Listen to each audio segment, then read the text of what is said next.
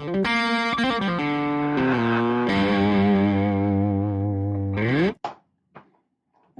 good afternoon. How's everybody doing? Dr. Roddenberry coming to you live from Willow Springs, North Carolina. It's 1 p.m. Eastern Standard Time here in North Carolina. I see we've got a couple of people on the broadcast. If you're there, go ahead and let us know you're here by saying hello in the chat bar. Uh, I'm hoping that we have Sandeep here from Jaipur, India. And maybe we've even gotten Elisa in the room. And David Daughtry, who's going to bring us a ton of great questions today, I hope. Thanks for logging in, and I'm glad you could join the broadcast. Today we are going to finish up part 2 of Module 6, Am I Evil? A discussion about human nature. We're going to pick up where we left off last class when we were talking about human beings as having some sort of inherent nature, if you will. Okay, good deal. All right, so if you remember from last week when we were talking about human nature, I suggested to you that there were groups of people who maybe focused on the fact that human nature was an innate quality, something built into us. Whether we're evil, whether we're good, I don't know, but whatever it is, it's innate and it comes from within. And I presented to you sort of the first theory of human development, of personality development, I should say, posited by this guy Sigmund Freud, and we suggested that human beings have sort of these inborn impulses. And I will say that Freudian and other psychodynamic psychologies took a fairly negative viewpoint of the animal. They suggested that we had all these negative, pent up, conflicted emotions that drove us, right? And if you'll remember, I talked about that. And then I contrasted that with Carl Rogers, who said that human beings sort of had this tendency towards self-actualization, of becoming the normal, happy person that they should be. And I suggested that these people took a more positive view of human nature. Now, the one thing you have to keep in mind in these two approaches is that they both suggest that human nature, to a certain extent, arises within. Now, it interacts with the environment, but they really posit these strong forces that sort of come from within us. And so, if I asked you the question, are people good or bad, or is something else at play, you would have to sort of take a stand. Do you think people have a human nature? Are people born basically good or basically evil? Actually, I'd like to ask you that question, David and Elisa. Do you think people have a fundamental nature, if you will, a human nature towards goodness or towards evil? I'd be curious to see your opinion. As you check in with your opinion on that, if you remember from that last class, it looks like a tendency for good. Okay, very good. All right, I like that. That's a good point to bring in. Now, if you remember, I suggested to you that some of the personality trait tests that were developed in an attempt to measure sort of these internal constructs that we thought existed. Hello, Sandeep. Thanks for coming. I'm just sort of going back over the last class lecture to remind us where we're at right now. So I suggested we focused on the fundamental human nature of people last class. Are people good or evil? Well, we talked about Freud and his cohorts said that people are basically sort of driven by these animalistic impulses that may be evil. And we contrasted that with Carl Rogers. Now, I suggested to you that one type of personality test was directed at measuring these internal impulses. Now, I'll tell you an interesting story. After World War II, psychologists were trying to understand what had happened in Germany. Because if you think about it, hate and evil had been produced on an industrial scale. Okay? Now, one or two people can maybe kill 5, 10, 100 people, even, right? But when you've killed 6 or 7 million people, you've created a situation of industrial sized evil.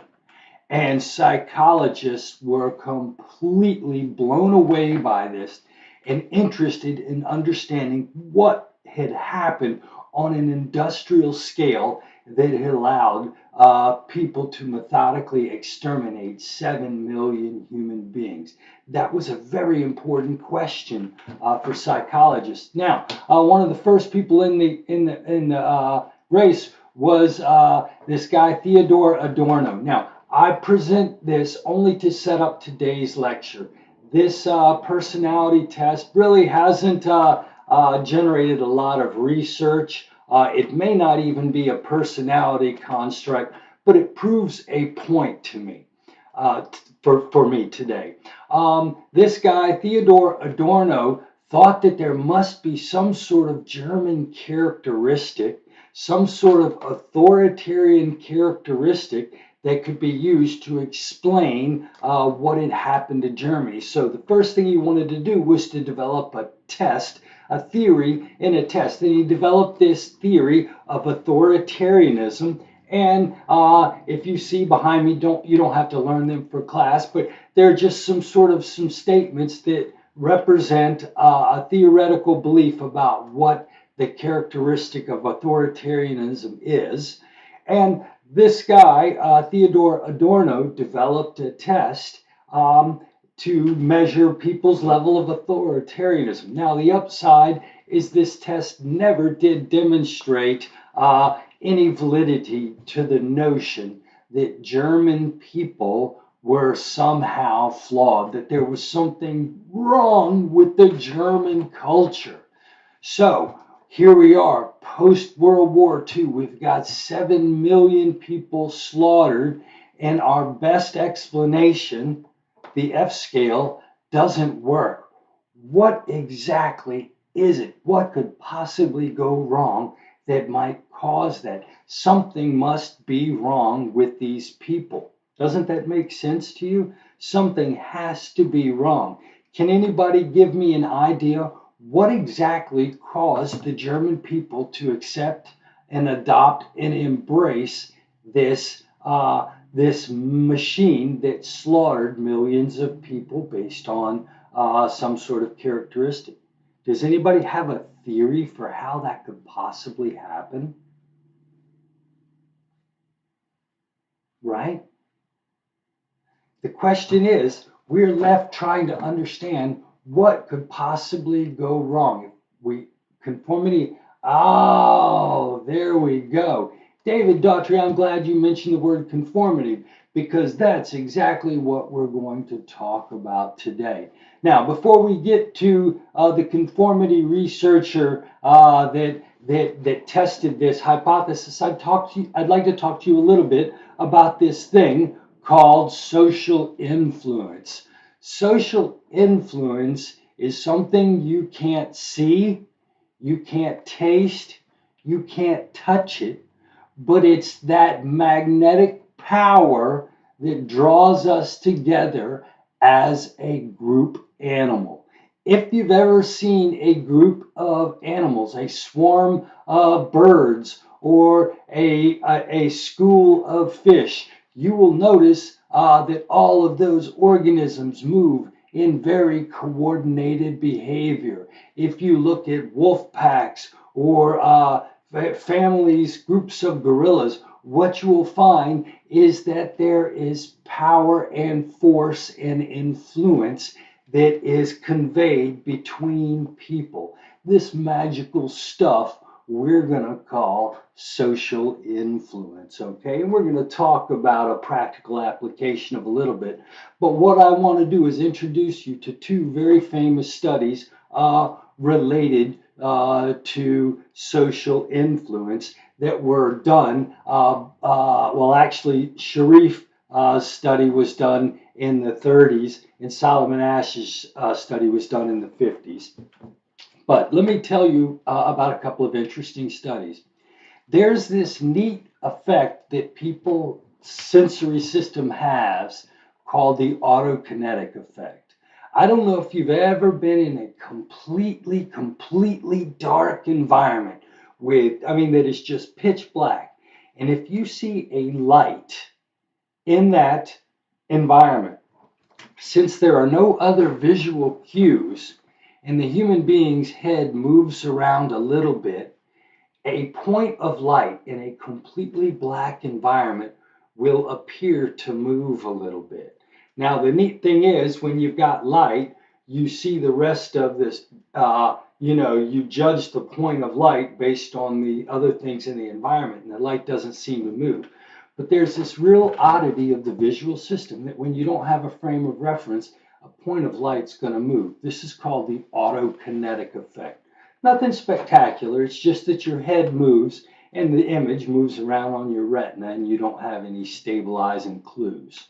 Now, what Muzaffar Sharif found is that when you put people in a room together and ask them to judge how far the light moved, he would get really varied judgments. For some people, the line would move maybe the point of light might move an inch. For other people, the point of light might actually appear to move 7 or 8 or 9 inches. So if you look over here in this graph right here, you notice alone these people's estimates of how far the light moves in a completely black room varies. And we've got 3 different people showing 3 different estimates of how far the light moves.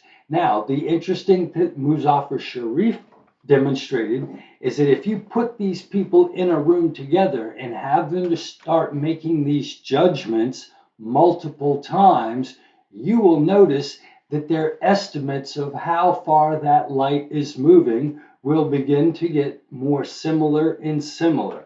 Does anybody see that? Can somebody tell me what's going on here? Why would this possibly happen? Why would this possibly happen? Do you think these people are intentionally or unintentionally doing this? Well, here's the question, David. Let's ask the question.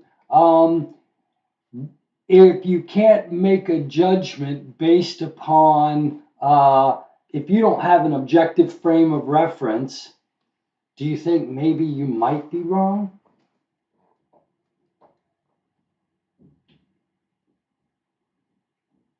They might be conforming. That's a great question. That's a great question. Well, here's the interesting thing. Solomon Asch said that people were doing this and that they were engaging in conformity. And Solomon Asch, he redid the study and he said, you know what? People aren't conforming to be accepted. They're conforming because they really think that that light's moving. He said, I tell you what, if I redo this study and I make it so there is obviously a right answer, people won't conform. He said, the idea that people will conform to fit in is wrong. He said, these people are just conforming because they don't know a better answer. And so what Solomon Asch did was he did this really interesting line judging study. And you'll see it described right over here. But instead of describing it to you, what I'm going to do is I'd like to shoot a video to you in the comment bar. And I would like for you to take 2 minutes and watch this video right here. Okay. You should see it popping up in your chat bar. Does everyone see that? If you will, I'm going to make this studio go black for 2 minutes. I will see. Yeah, that's a great point. Bring that back when we finish the video. I'll see you in 2 minutes.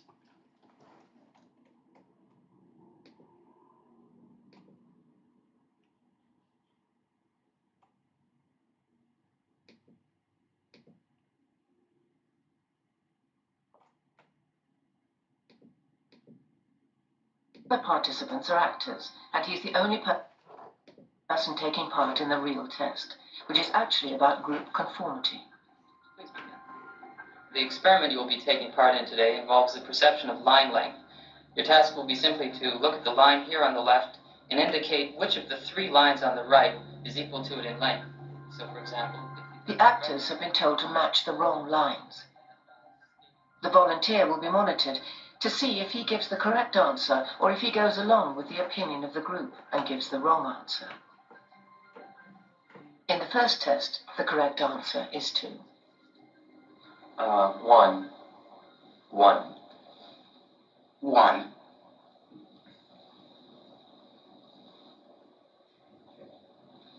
2, 1.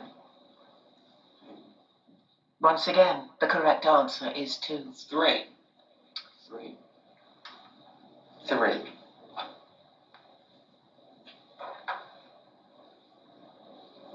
3, 3.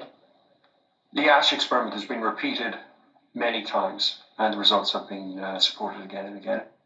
We will conform to the group. Again, we're very social creatures. We're very much aware of what the people around us think. We want to be liked. We don't want to be seen to rock the boat, so we will go along with the group, even if we don't believe what people are saying.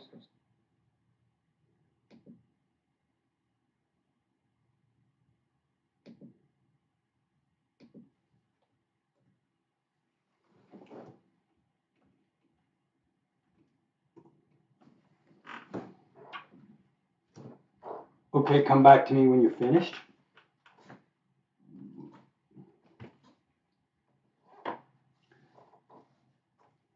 All right, though. Now, so when I watched this video, what did we notice? What did we notice? You know, there is a show called, I've seen the same experiment on that show too. Ah, very interesting. Yes, and the weird thing is, as Sandeep mentioned in this earlier comment, when somebody comes out aggressively, even if that person is wrong, sometimes they can create a norm that sort of takes over a situation. They changed their answer and just went with what everyone else said. Right. Now, they reran this experiment, Melissa, and they would set it up so that the real experiment would show up late to the experiment, and they would say, uh-oh, the experiment's already started, so we don't want to put you at the table. We're going to have you sit back here and write your answers down on a piece of paper. And guess what happens when the person doesn't say the answer out loud, but instead writes it down? That's exactly what it is. That's exactly what it is. It's the fear of being embarrassed. And honestly, there's group research to show that if you don't go along with the norm, that the group members will sort of excommunicate you or exclude you or show less interest in you. So there's a real important power here. Now, as I said, when they redid the experiment and the person wrote their answers down instead of speaking them out loud, this effect completely went away. Also, Nelisa, they set it up so that one of the Confederates gave the right answer along with them. And what they found was that the only time this worked was if the incorrect majority was unanimous. If even one person gives the right answer, it would break the power. If there was a reward at the end of the experiment, that's an interesting thought experiment that should actually be done as an experiment, David. I just don't know. That's a great theory. Exactly. And you know, while that's kind of a sort of not such a scientific experiment, it proves a point that we do feel a need to be accepted and to be loved. Okay, so these are two famous experiments, and what they kind of showed is that information, that influence, this magical force, social influence, does work, and it really can change our behavior. If you look down at the screen, way down in the corner of my chart, I talk about informational influence and normative influence. Here's the deal. Sometimes we go along with other people because we're not sure of what the right answer is, right? If I don't know if you've ever been to school on the first day of school, when you go take your kid to elementary school and you don't know what to do, but you just see a crowd of people walking a certain direction, so you walk that direction. There's nothing wrong with using other people for information, right? If a bunch of people are running down the street this way, screaming, saying, run away, run away, I don't have to know that they're right to maybe follow them. So sometimes we're influenced because we do it for informational purposes. But then, Elisa, sometimes we do it because we really, really need to be accepted. But what I want you to know is that those two forces mean that other people in general have an effect on our behavior. Now, this is different from behaviorism. We talked about behaviorism a couple of weeks ago, and I talked about reinforcements or punishments or classical conditioning. Those are things that you learn over time through repeated exposure. I'm just talking about the general power that any old person has over your behavior. When you walk into a building and there are 3 people there, those people are exerting social influence over you. It's just like this force that's out there. I hate to use the force, but as a kid that grew up with Star Wars, I like to use the force, right? It's some sort of social force that we have. Now, here's the trick. Here's the trick. Absolutely. If you say you haven't, then you're lying, right? Exactly. Reviewers, and that's a great point. Great point, Sandy. We all use reviews. You don't know those people. You don't know if those reviews are good, but they seem useful, and you make a collective judgment based upon what they look like. That's a brilliant point about social influence. Thank you, Sandy. Good idea. Good idea. Now, we've got this idea that there is this power called social influence that exists out there. Now, I told you we're still trying to figure out the Nazi question. What in the hell went wrong there for 7 million people? Could it possibly be? Now, well, oh yeah. And here's the other thing. When the Nazi war criminals, the high command, were put on trial, all of them used the same defense. I was just following orders. I was just following orders. Who am I to judge? I was just following orders. And really, what they were talking about, in a sense, was social influence. But you know what? That defense was roundly rejected at Nuremberg, and those Nazi war criminals hung. But this Jewish social psychologist named Stanley Milgram was interested in discovering whether or not people could be coerced into engaging in violent or aggressive acts on the authority of another person. That is to say, could you legitimately say, I was just following orders? Okay, so he set up this really cool experiment at NYU where he was a professor.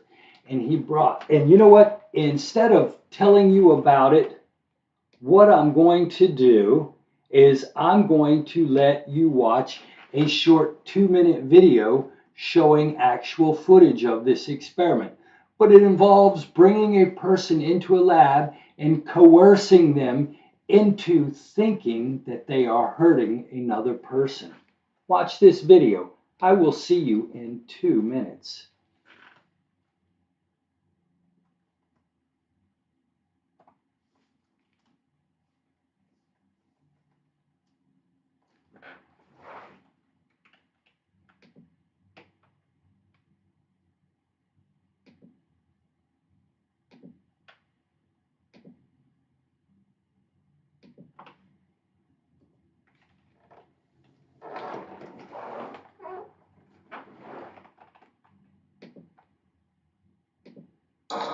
A decade earlier, psychologist Stanley Milgram had also looked at how we respond to authority.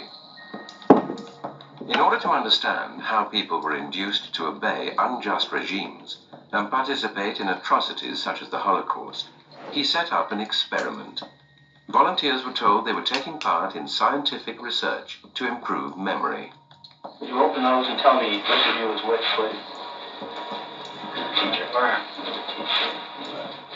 Separated by a screen, the teacher would ask the learner questions in a word game and administer an electric shock when the answer was incorrect. He was told to increase the voltage with each wrong answer. Cloud. Horse. Rock. House. Answer. Wrong.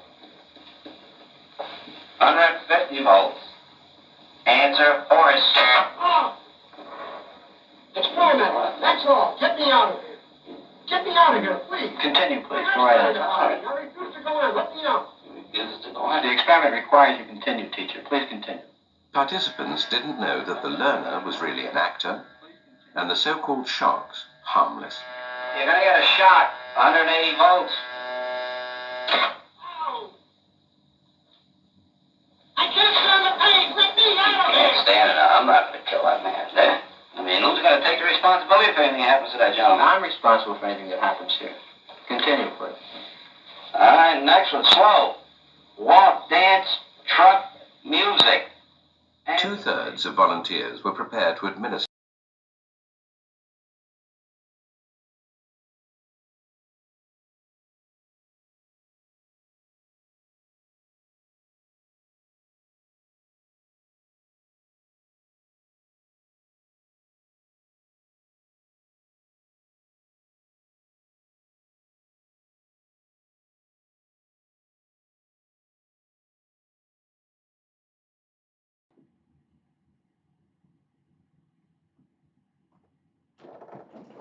Okay.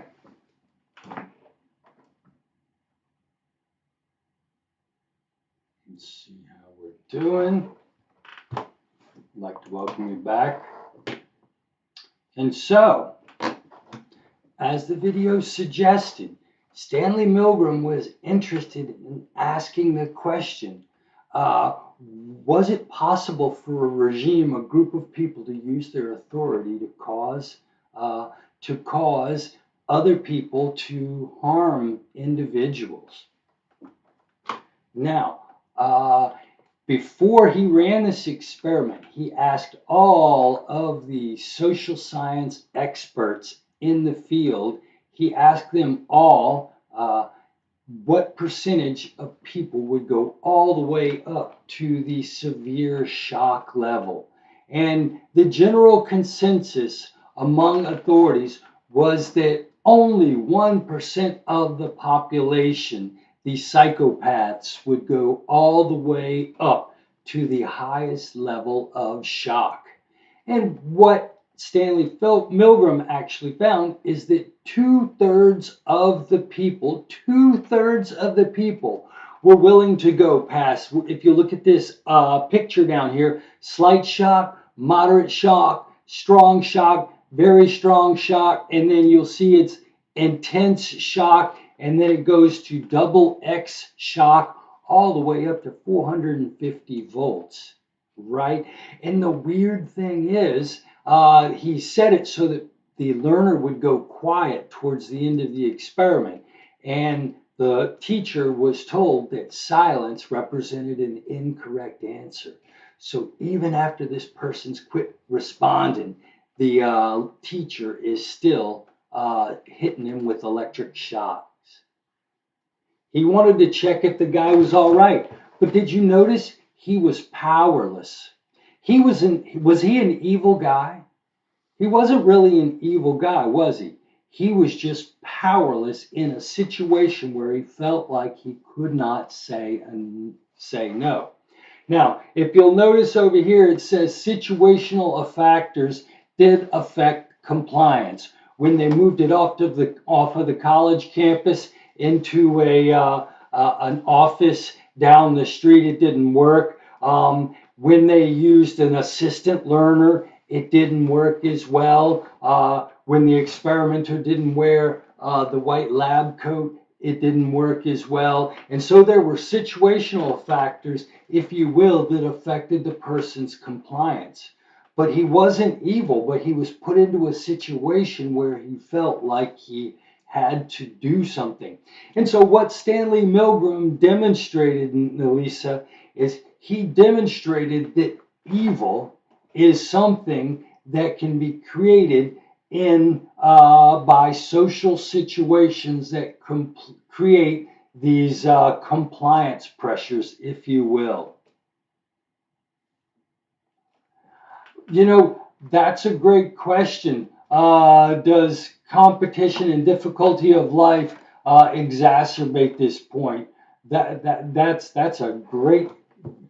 But you know, if that's the case, Sandeep, then why did it not go away in a very wealthy New York suburb? You know what I mean? I see what you're saying, and that makes perfect sense. But then it immediately hits me. Why can you ever be rich enough where social pressure doesn't matter?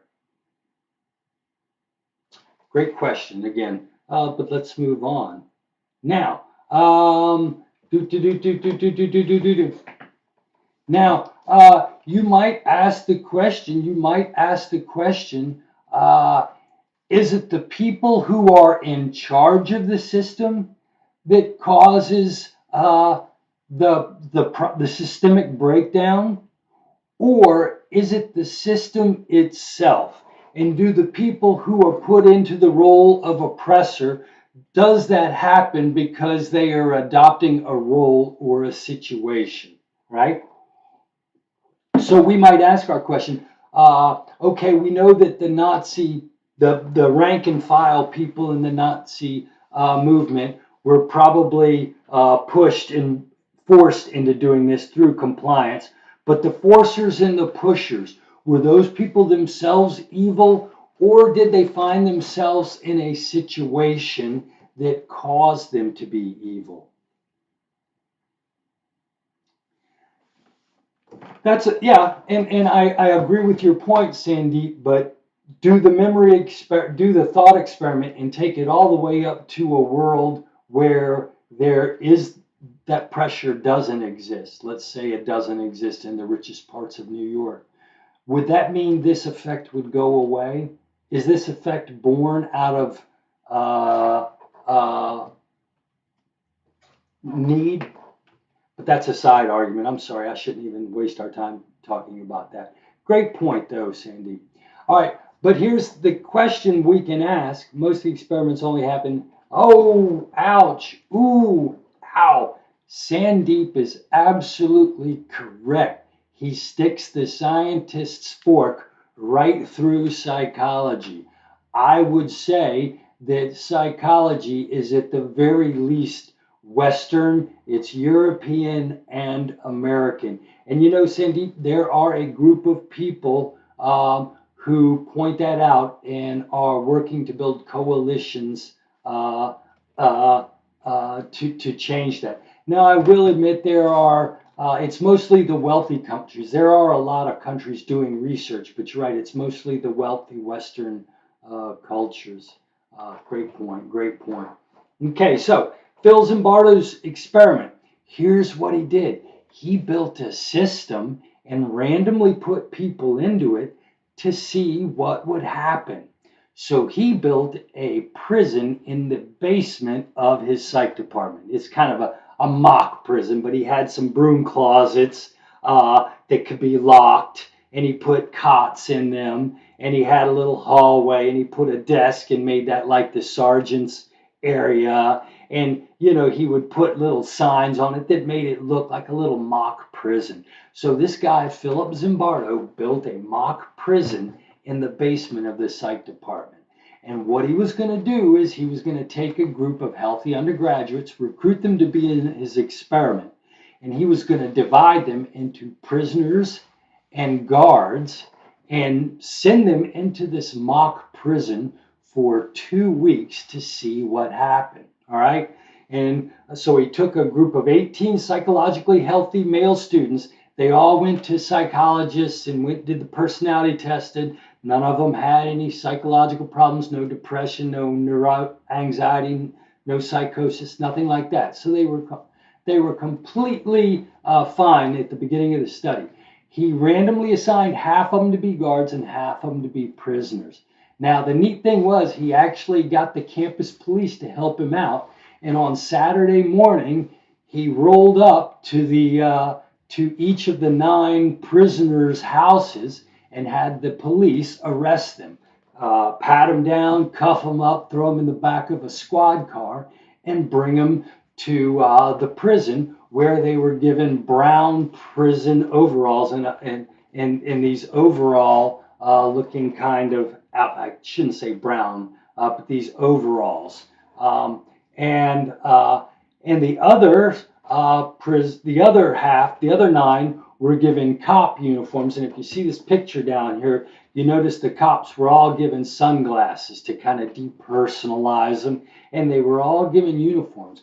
And the cops were given rules that they were to use to administer the prisoners. And if you look at this link over here, I've got a live link.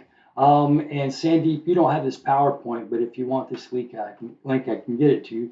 These were the rules. And these rules included not using the prisoners' names, instead referring to them as numbers, and that the prisoners had to do X, Y, and Z. And what he did was he wanted to see what would happen over the course of 2 weeks, but he actually ended the experiment after 6 days because the guards sort of went nuts and started abusing the prisoners, who started developing neurotic symptoms and needed to be let out of the jail. So it only lasted 6 days out of 14.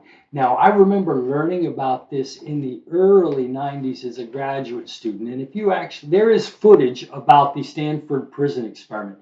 And if you watch this video, what these people were doing was so hokey and ridiculous. And look, if you look at the picture, they were blindfolding the prisoners. They made the prisoners hug one another. They made them pretend to be Frankenstein. They did ridiculously weird stuff. And I remember saying to myself, this would never happen in a real situation. However, during the Gulf War, some soldiers from the United States, they were not the reserves, that were sent over there, and some of them were put in charge of prisons. They were I forget, we call them our weekend warriors, the ones where you do 2 weeks a year, but sometimes you get called up. So our soldiers were over there, and we had some soldiers guarding a prison named Abu Ghraib.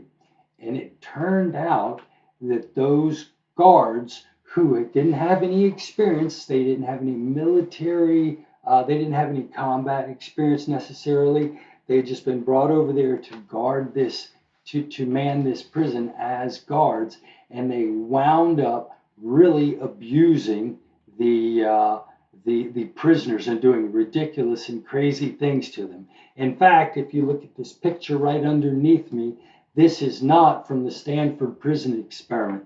This is actually what guards were doing to these prisoners in this prison, just abusing them for no particular reason. So think about this. We've got this force, this social influence that really affects us, and you don't have to know people. You don't have to learn it. It just exudes around you. And the more people who are around you, the more you feel this force. And sometimes we use this force because it helps guide us when the choices are ambiguous. But sometimes we're guided along by this force simply to fit in and not to be ghosted or ignored or thrown out of the group. Milgram shock experiment. Why is there a social pressure to do bad things? Wow. Great question, David.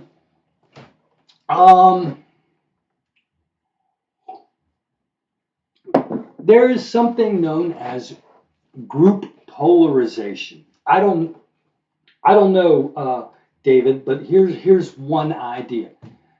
Social psychologists, and I could have put this in the lecture, but I didn't put it in the lecture, but I will based on your question.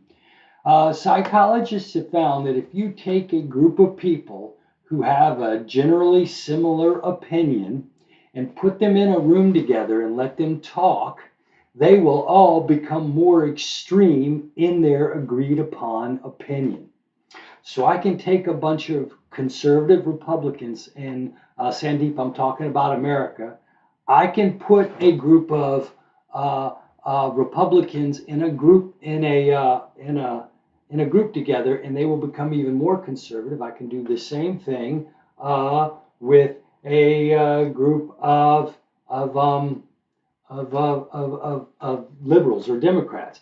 Sandeep, you're from India. I could take a group of Indians and put them in a room and have them talk about Canada, and I could have a room full of Canadians and put them in a room and have them talk about Indians. And what will happen is that these groups tend to get more extreme in their point of view.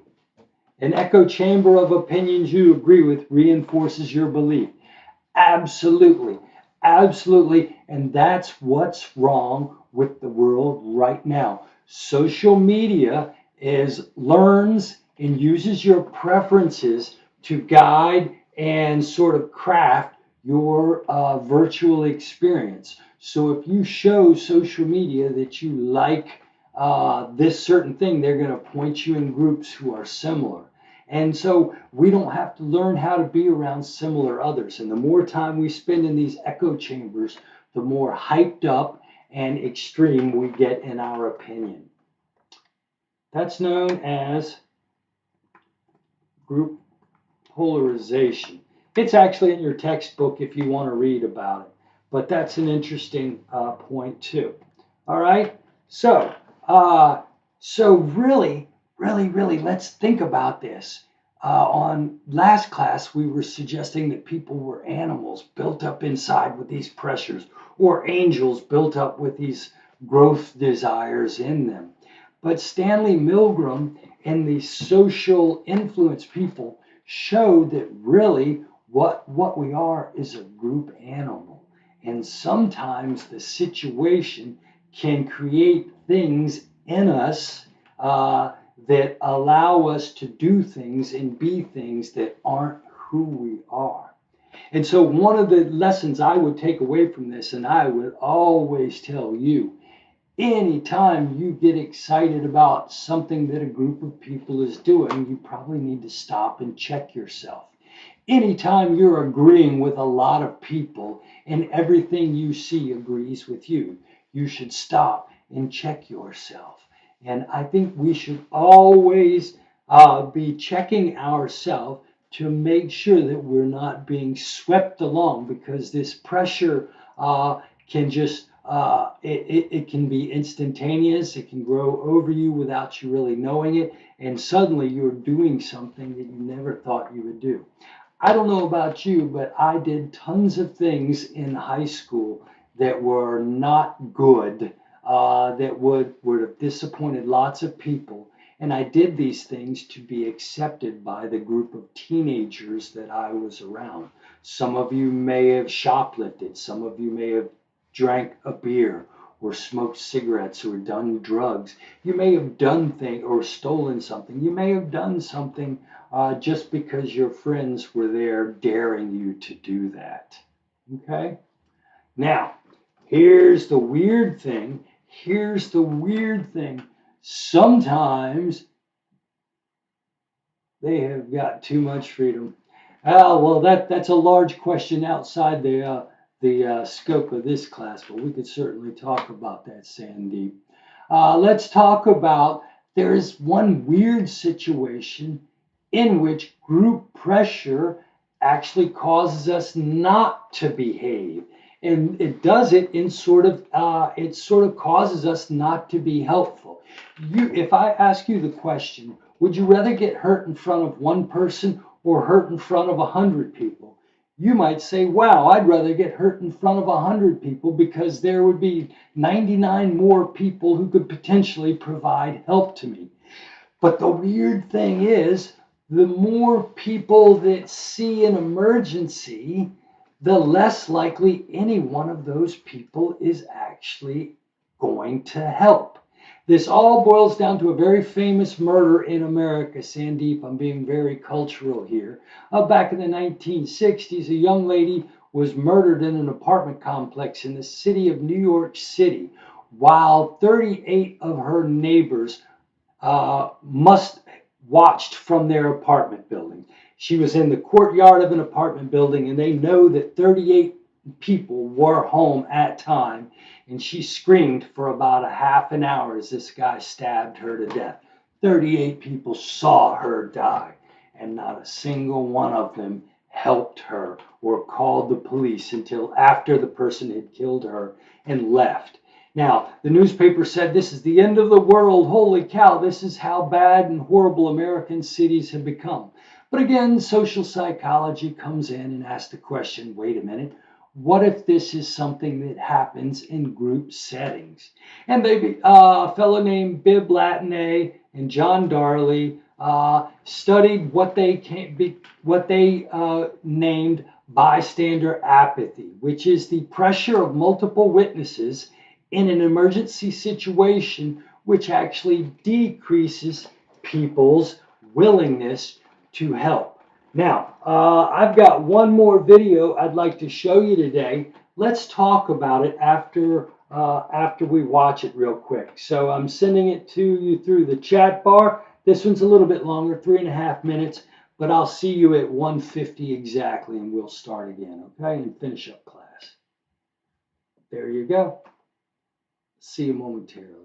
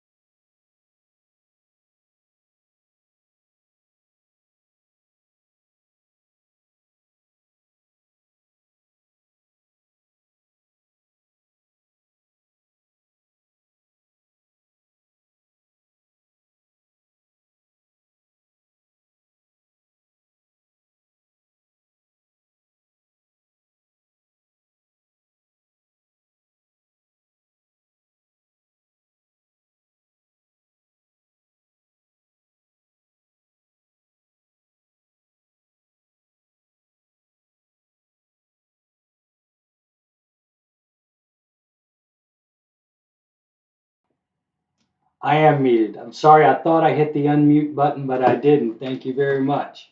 It's totally the opposite here. Interesting, Sandeep, maybe you should be an Indian social psychologist and retest all of these great theories to see if they work over there. But what if you'll notice that they talked in that book is that there seemed to be a group created where with a norm, they just automatically appeared. Everybody walking suddenly became a group, and the group had an unwritten rule not to help the person. It didn't matter so much if it was a female. And did you notice in that one, the one lady wanted to help, but she was afraid to until somebody else helped? Yes, it is. And you know, it depends on how much suffering there is. You know, maybe in some places like in India, there may be people who need help every day. In New York, it's a little rarer, and we tend to make assumptions about people that are passed out on the street. She thought it was dead, right? She even said she thought she was dead, right? It still didn't, and she's not a bad person, but to say that sounds so horrible, right? But she's not a bad person. She's just under this influence, this social influence. And the concept I really want you to take from this is this idea of diffusion of responsibility. What we typically do is we lie to ourselves and say, it's not my job, somebody else will do it for me, okay? Now, if you ever find yourself in an emergency situation, how do you overcome this? Most people don't want to help because they think somebody else will, and they don't know what to do.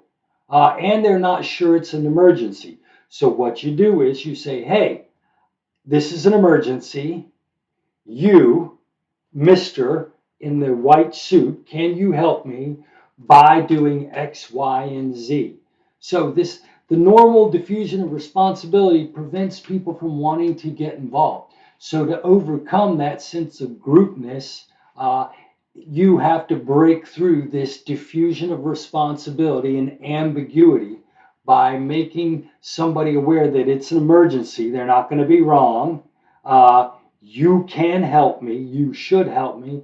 And this is what you could do for me. But the tendency is that people, when sometimes group norms will be built where people are kind of hateful, right? So, had people tell me, help someone else will do it. Help someone else will do it. When I go, exactly, Melissa, right. Someone else will do it. You're right. And that's a common theme because you don't want to get embarrassed. You don't want to get slowed down. You don't want to get hurt. And it's easy to build this norm. If nobody else is doing it, then you can easily justify it. And this is sort of that social influence again. So this week's lecture, am I good or evil? I don't know. Sigmund Freud in his group would say that you're either good or evil. But social psychologists like myself would say, you know what? Maybe you're nothing till the situation tells you what you are. Okay, it is 1:54 and I have finished this week's lecture. Did everybody like today's lecture? I'm going here, checking my count here. Hope you had a good time. Yep, no one will stop them, right? All right, folks, thank you very much. Have a great weekend. I will see you next Tuesday. So like next Tuesday, we're going to be talking about living your best life, trying to find a way to be happy and healthy if you can. And it'll be interesting if you hear Sandeep, because I'd like to hear the cultural perspective on living a good life. All right, folks, take care. Have a great day. I will see you next time. Bye.